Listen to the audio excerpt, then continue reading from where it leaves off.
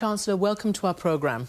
It's great to be able to talk to you in Berlin. I just want to get your reaction, though, first to the European elections, the results. Your party came first here in Germany, but the Greens did very well, and you did do a little worse than usual. In general, how do you think it's gone?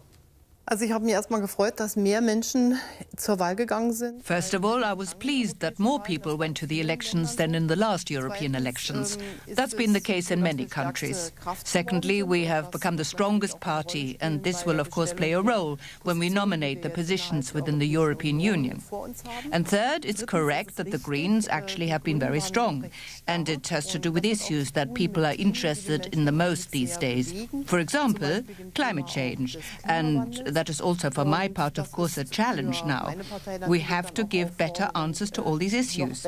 And we have to say very clearly that targets that we have committed to are targets that we remain committed to.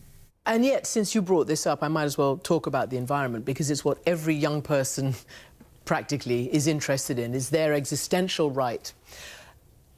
You've made targets, but you haven't kept them. Very many countries have not kept them. Germany is still quite dirty. You decided to put aside nuclear power after the Fukushima disaster. Do you regret that? Do you think there should be nuclear power or more commitment to a clean environment? Also erst einmal bin ich der Meinung, dass Well, I'm of the opinion that it's correct that the young people of the world rise up and point out to the older generation what is happening to their future. And we have actually been able to keep within certain limits of the targets. But with the limits of 2020, for example, we have difficulties this year. We are now committed to 2030. I don't regret leaving nuclear energy because I feel that was the correct decision. And I'm strongly convinced that generating energy by nuclear is not sustainable in the long run. We have also decided to phase out power generated by coal plants by 2038. And it's of course a challenge to use neither coal nor nuclear energy. And we have to find a solution to this. We can do this.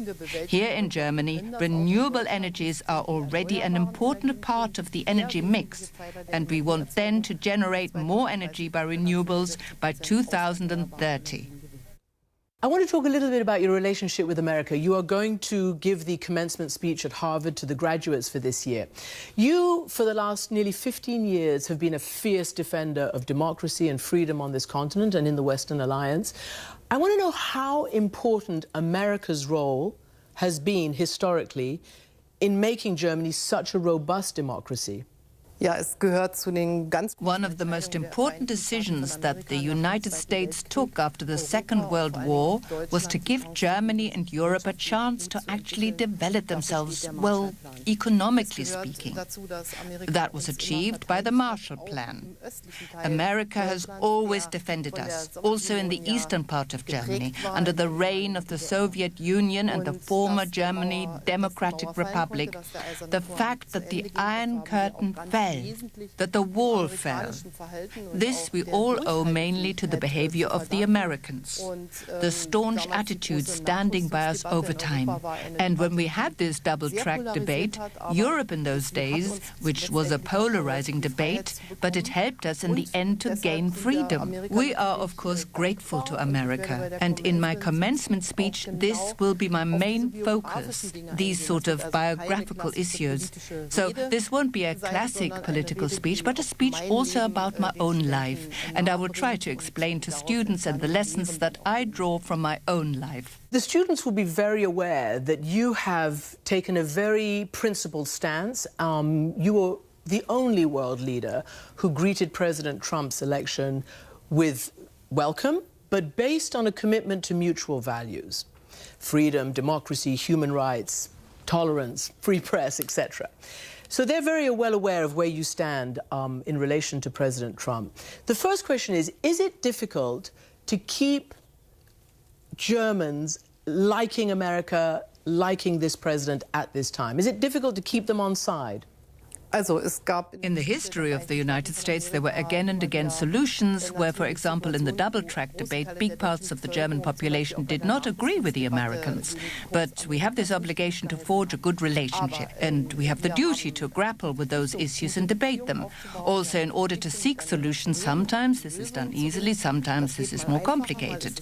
But if you say you stand for a multilateral world, and that is what I do stand for, and say only together we can resolve problems, then you have to always work together to find a common solution. And this is what we do. And this is also a characteristic of my relationship with the current President Trump. And I believe this also works in a respectful manner, even if you don't always agree. I want to show you a few pictures, because these are, you've seen 3 American presidents, 4 British prime ministers, I think it's 2 or 3 French presidents, and many, many leaders have come and gone. You've been a bit of a punching bag for President Trump. He's said some quite strong things, including, you know, your relationship with Russia and all the rest of it. I just wanted to show you this picture because that went viral around the world. I wonder what you can tell me about your personal relationship and your political relationship, because his own White House says he's only strong with the people he considers friends. Do you consider him a friend? I think we have close cooperation, which simply results from problems we've had to resolve together. And this picture also shows that we are indeed grappling with an issue. In every communiqué which we had to declare, I was also the host for the G20 negotiations in Hamburg. We had contentious debates, but in the end, we also found common ground. It's certainly always a challenge to debate, but I very happily take on this challenge. The President has his opinions, I have mine, and very often we also find common ground. If not, we have to keep on talking and negotiating. So just quickly, the trade war, the tariffs, the President has said that basically German-built cars should be exempted on a national security basis.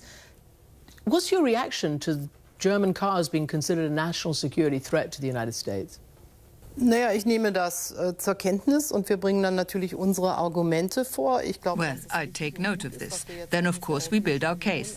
I think it's right and good that we have a mandate from the European Union for trade talks with the American government. Germany will hold these talks very seriously. And my argument, of course, is that German cars are not built only in Germany. That, for example, with the BMW, their biggest plant is in South Carolina. This means Germany has much more direct investments taken out by German companies in America than the reverse, American companies investing here. So I think we should look at these issues together, that namely American jobs, American places of training have to be secured as well.